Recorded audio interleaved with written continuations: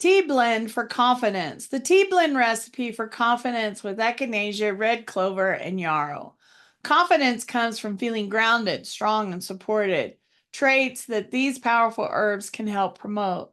Echinacea, red clover, and yarrow each have unique properties that support vitality, courage, and mental clarity, all of which are essential for building confidence.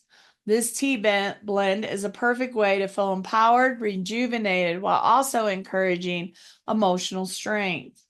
The ingredients include 1 tablespoon of dry echinacea leaves or flowers to boost the immune system and foster a sense of strength.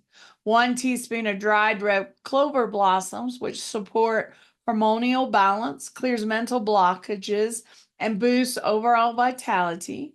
1 teaspoon of dried yarrow flowers, promoting emotional healing, strengthens the body, and enhances personal power. 1/2 teaspoon of dried lemon balm, which is optional to help calm the mind and boost confidence through emotional balance. 1 slice of fresh ginger, which is also optional, which adds a warming and invigorating touch for extra energy. The instructions for doing this is combine the herbs.